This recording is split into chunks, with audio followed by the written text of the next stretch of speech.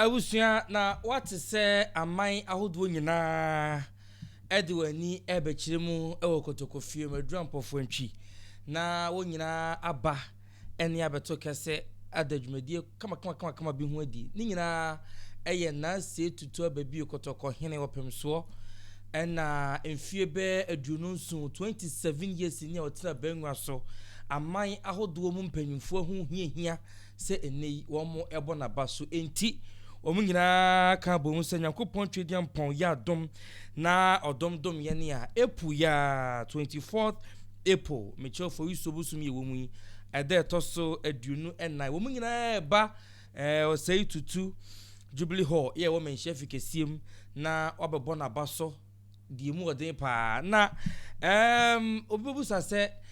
ehefo ena eba na dwumadie no krampo no edie benti krampo ena dwumadie yi womo eye ede ama kotokohene na denti ena ahemfo bebrebe ye wo Ghana ha ene aman ahodo so nyina no kotokohene ena womo ede enmonyam hyei ene abasoboyi ede ebre no na tie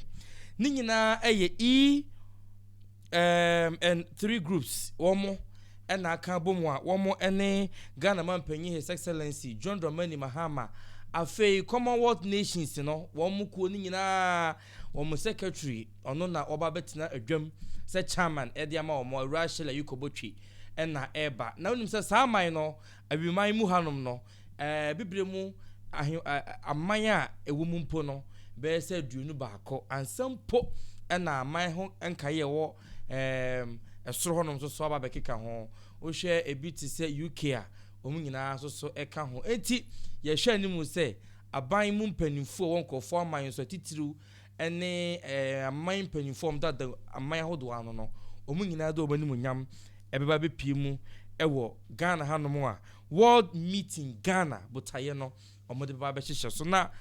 genti a omo eba Ghana hanom no wa cheche niema be nan mu a enti omo ba bepie mu Ghana hanom de kan osi asumdue bronisi peace asumdue akotokohene de aba Ghana ene nkofo aman ni nyina so chese wiase nyina ewo mfinhia mako ya obetena konwa no so no de onu so no ena ode ho abasobo no eba ni etoso mienu eye diplomacy no bronika diplomacy a na kire se nkitahudie ya wo baaye amanaman nkitahudie adwuma so a oba be ye no eno so ho abasobo ena ode ema no afei cultural exchange ohwe amamre ene amanien sakraye ya ode aba amamre ni amanie no wa sakra bi mu de na emoa no ohwe ye yifiri honom de na ye soso no ohwe so ema etumpon afei so sibu wo so da nim kakra ne ade se fina ba ne yedie enti ye rahweye ada ni nyina soso kama ena afei economic development in Ghana and beyond eche sa setena mu yedie ya etra Ghana so rankofo aman so nim se no de ye ka na chese ye ka kosi se Ghana mpo no du akono a na to apenten na ye hia bosie mpo a ye ro ne di enim konkofo enan so ene ekoku ahodo so kope emoa edebre Ghana nti omo hwe sa de we nyina finhye duonu nso ya kotokohene aboa Ghana ne aman kaya na edi na sefata se odi enmonyam hyei ebre no na tifia sama edadwumadie no so ase advancing peace and sustainable economic development through royal vision na chese asundwe mu nkoso asetena mu yedie ya ni ahinie ene adehesem emu twaka abrabo eni mu nkunidie nyina ena waka bom se waboa ama asundwe aba ya asetena mu ene nkofo ama ya asetena mu na wama ahinie ene adehesem so adanso enunti ena wo mu bo na baso mu de tifia semyi ede atoso na mdi kan ye no se Commonwealth ni nyina amayaman ka bomu kuo no wo mu trofo ye odo ma no era Shelley Ayukobotwe ebepie mu na Commonwealth Nations no amayaman no mpanimfo nyina so bepie mu bi enti enye wan wakra se King Charles enso betumi abepie mu bi ewo dwumadie no ase empo se wontumi amampo a se de tie bi enim se ne rap bi ana na namusini bi ebetumi ababi nti we yakonya enam so ma groups ahodo akuaku onyuma mutitiru omo nyina do omo ho so ba behiem se o ba so a ebeboa ma ene odweton de no obetuma bo ho dawuro yie obetuma nya access to nema bebrebe no nkofo kwampa free amai hodo so wo mo ba wa o ti Ghana ha no wo ye dey so tumirika tu namro mumirika na so timi kɔ do ho ko hyedwumadie ni mu bi na wo kɔ so dwumadie no asene sanse aku ahodo a ɛso dwumadie yasene no echi ekure yasene pawo enti yenhwɛ na yenso asene na diaspora affairs office no president odano no just Ghana hanom no sɛ akuo yi yɛ wo konkɔfo aman so a wɔn yɛ Ghana fo ahoho a wo konkɔfo aman so no wɔn mo ekuo no ɔmo president ene Ghana president ena ato kese ya mampanyina kan bom so momra na on best sponsor dwumadie yi na entumi emboa ema bibia enyefe enti sa on 3 groups no wo mo ne Manhyia Palace afi KGL group ena wo mo nyina eba Ghana Link ira danso abiam ene ne nkrofo omo nso ejina mu die mu odin pa enti wo se obia so hwe unua wo adwuma no wo hyembi Access Bank ojinamu den Bank of Ghana so jinamu sanse anse nche bia na yero da coins bia di enti gold coins na yeda ho adi no so no Bank of Ghana so ba na wotumi adi ho dwuma bia na man kaye no so tuma patronize product no na gold no na no so etumi aye kama e de amayen na ukọ Dubai so a multi buying group omo so eba abe sponsor dwumadie no na African Gold Market Association Africa ha nyina baabi ye gold no ekokoton no omo so eba na ye kase ye ka adaje ebebo yen esanse wo mo chechire mu die nti a ahemfo bebrebe wo Ghana yi ahemfo bebrebe ato ye hayi ene awiase afa na nyina no die nti o mayi kotoko hene no wo ma chechire mu se wo baaye wo hwe locally ono ankasa ne die mu Asante hanom a enkonwa hodo bi a yeru ano ankasa edi ni nyansa ni nimdie na hoɔden ene na botere esiesie no wɔse wo hwɛ fijase ensem a finhye beduonu miensa 23 years a asem ne da hɔ no wo hwɛ esiesie ye afei wɔse wo hwɛ tepanso so de no a 13 good years mfie maakoma kudu miensa ene wo hwɛ ya odisiesie sa asem no wɔtena so maakoma kompren enum ema asem no etumi ekoda bɔkɔ a bibia eyeye afei wose na mentime ho ase kakra wotafo bechim be kwai kokofu agona eni kumawu sansem ni nyina no wose wo hweboa yie pa afei odi firi honom so a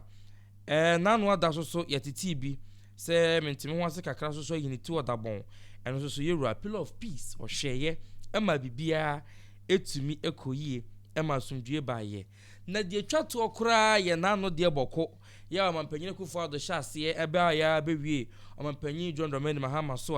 a jubila bankesie mu December da to so edunsia no afi etwam no yewura hweye de da tu yie no na wo hwɛ sɛ de wasi ahwɛ aboa amampumtu akwa na Otumfuo foundation kwa de yenya ne nna ne nkɔhɔ esanse no so ama enipa bebre ho aha wɔn ne enya nnwuma wɔn ne a kyese Hill Conference project ye kade ne agade yi ene agudie ne pempena de abrofo ko befa kɔye na wɔnam ne tumi ne nyansa so yekodu honhom so etumi adi nyina san baaye na wɔsi ya wɔyɔye no na sefata na edise nei otumi hwɛ na obokotoko hene abaso ewo saa kwan no so enti no aye world meet in Ghana executive dinner na ebeba so ejisesi ade edu efiada epobo so me de to so junu nan ya 24th April dia bra yewura eta konwa so abanwa so efinhye junu nso da na nwumre no de a ene adaje ni poso chese da mu ni nyina adaje de adaje eni poso ewa Asante mantam Kumase Manhyia fikesiem Otumfuo Osei Tutu the second Jubilee Hall ena dwumadie no ebekoso a amanya hodo mu mpanifo nyina edi wani ekire mu ewo Ghana enti sebre de wo honom na se wo dwumadie bi a udi ada no ha ho fa nhye ho ana se wo ye company bi na opese o sponsor